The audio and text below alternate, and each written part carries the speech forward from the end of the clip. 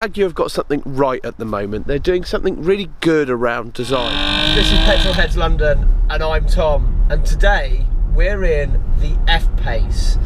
Now I've literally just jumped in it and I like to give one of these kind of 2-second initial impressions, and it's really nice, and not that I didn't expect it to be, but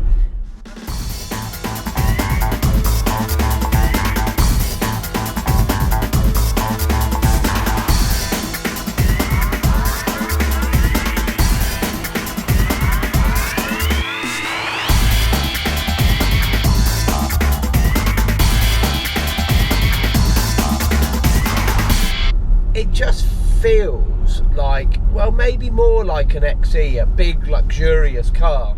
Driving for a little bit now in this car, and I just thought I'd talk a bit about the interior. So the first thing that strikes you is this big electronic display in the middle, and it's actually really nice. I think what strikes me as different from a lot of other cars I've seen is quite often it's a screen sort of within the car, if that makes sense, whereas this feels a little bit more integral, and it kind of stretches across this wide screen across the whole area. Uses the new version of the software that Jaguar Land Rover put into these cars, which arguably I think is probably a lot better than some of the others. I still am not sure about touchscreen in cars. I think you almost need a hybrid. I kind of find the wheel control ones almost less distracting to use when you're driving, whereas when you're pointing at a screen. But you know, that's just a general thing about their sat nav. The other thing then is kind of onto the display on the steering wheel, and it's really impressive, incredibly vivid. I think it's really good feedback about, you know, sort of everything you want to know, which obviously you would expect from a display. So without trying to sound completely committal around that, what I mean by that is a lot of cars, it's sometimes very difficult at a glance to actually see the information that you want, whereas this I actually feel is, you know, I've done a bit of work around where to place things, where to read that information, so I like that.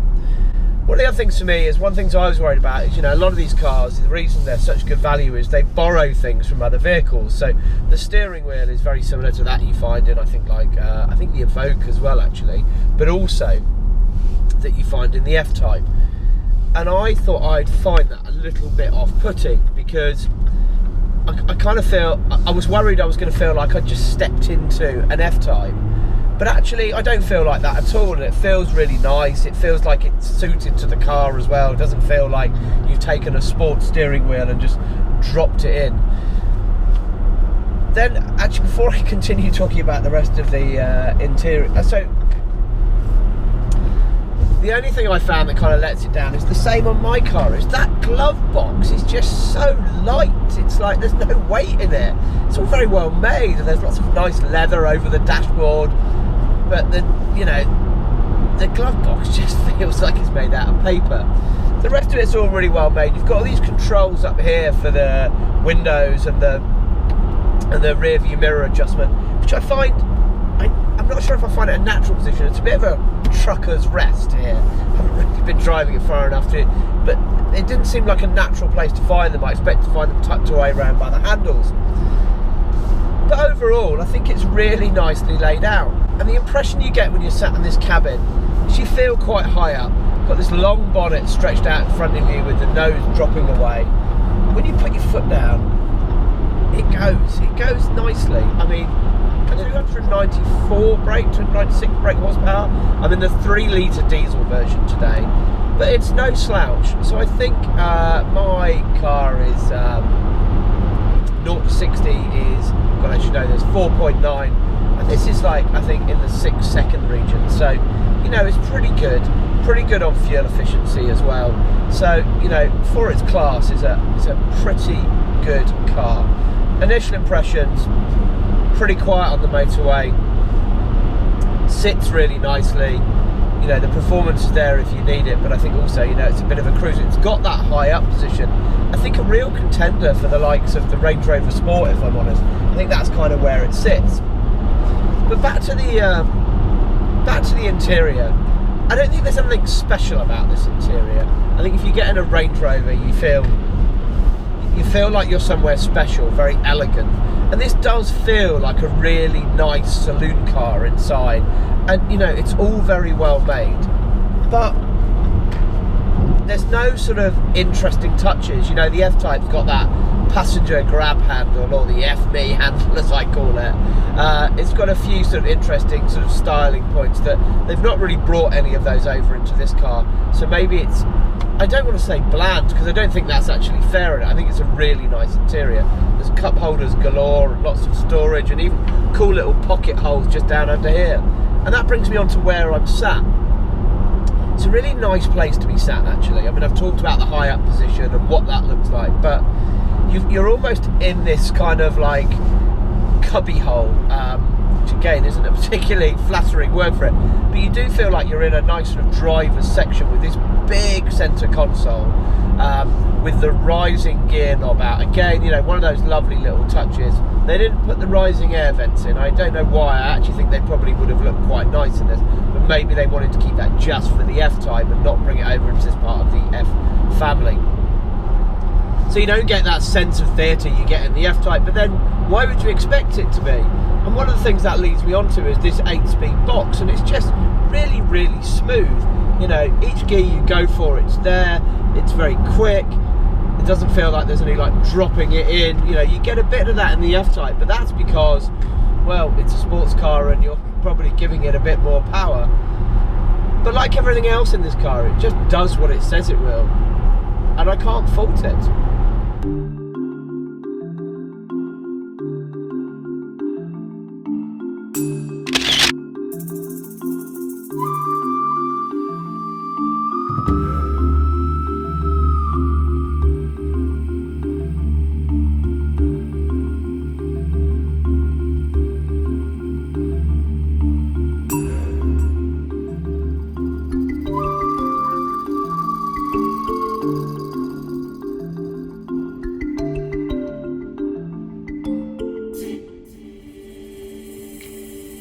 Design. And this is a bit of a hybrid of, I suppose, a lot of the good things that they're doing at the moment. It's kind of got that XE type grille to it, that big kind of aggressive set of teeth glaring at you. But actually I think it's also got some other really nice lines, maybe borrowed from the F-Type design, that kind of styling. I think overall it's a really good looking car. This one is ingot, which is kind of like a silver with a hint of bronze in it. But actually, so far I'm pretty impressed. For a big old car, there's very little body roll. You know, it's got these big 265s, I think they are, with running Pirelli P0s. It sits really well, but it doesn't feel like a harsh ride, like something riding on really big rims. And actually for me, I think, you know, this is supposed to be about lifestyle, and can you live with it? It looks good, it drives really well, you can drive it a bit faster as well, so you don't get a lot of that body roll. Overall, I'm quite a big fan of this, but if it competes with something like the Range Rover Sport, I think the Range Rover Sport has a bit more kudos about it, but it's probably about £20,000–30,000 more than one of these. This is packed full of features, this car. Seats, heated seats, you know, full leather inside, and overall it's a great car with great capacity to carry 5 people, a huge boot with like luggage storage options.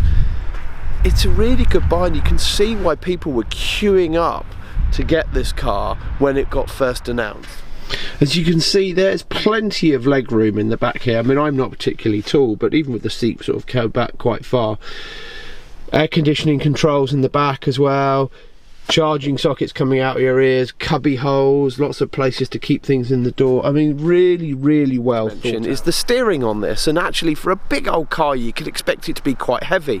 22-inch wheels as well, moving those around. So as I said, the ride is not harsh at all. That dynamic suspension really soaking that up. And actually the steering, I would say, is spot on. There's none of this sort of like overly heavy power steering, or even actually too light going down some of the country roads. I found it really, really responsive and giving the right amount of feedback. I think it also gives you a huge amount of confidence, this car, when you're going into those country lanes. That lack of body roll, that really good road grip and handling.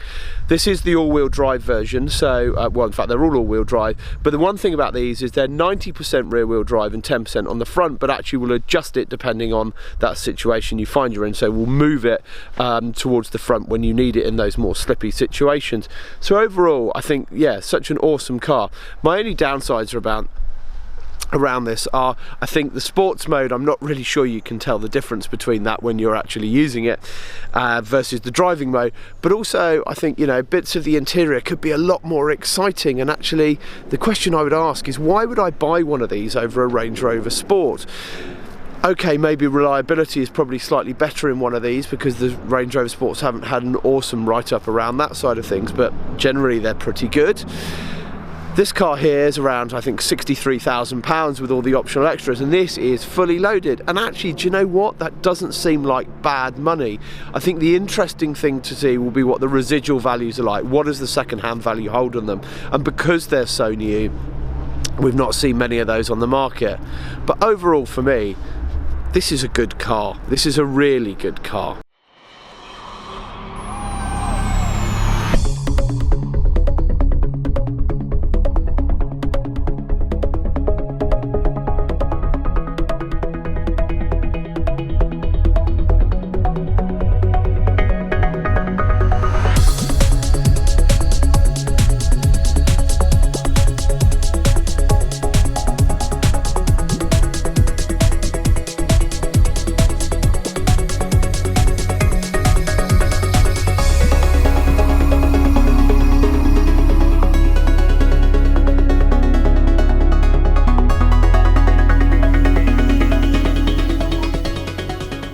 Inside the F Pace, really nice place to be, a really lovely interior. This one's got the full panoramic roof, and you know, cars like this, I think this is a real must.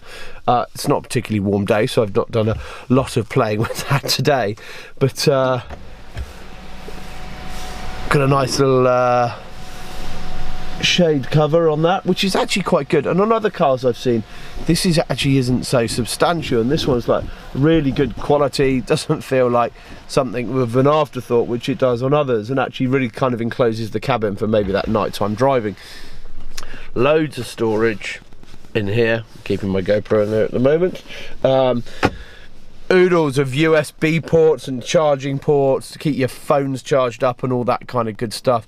Guys like Jaguar really have to compete with people, especially like Mercedes and BMW, just how well put together they are and how sturdy they are, and everyone's always like, it's that German engineering. But you know what, with this car I think these guys have got it. I've got a few niggles on my F-Type, as I've pointed out before, but I think as these guys are sort of progressing into this next phase of cars, they're getting much better at it. You know, even the sound of a door closing is really solid and, you know, as you'd expect it to be, and I think in the past that probably wasn't necessarily the case. So overall from us, I think this is a really positive review for this car. Very few lowlights for me. I think in the dashboard as well, I suppose one of the lowlights for me is actually this dashboard area here is, okay, I'm not particularly tall and maybe I could move my seat forward, but everything feels like a little bit of a reach here. And I like that kind of set back look, but I think some of it could have been sort of slightly nearer by to where you're sitting. But overall, I mean, it's really well laid out. This has been Petrolheads London. I've been Tom, and this has been the F Pace. Thank you for watching. Please remember to like and subscribe. Cheers.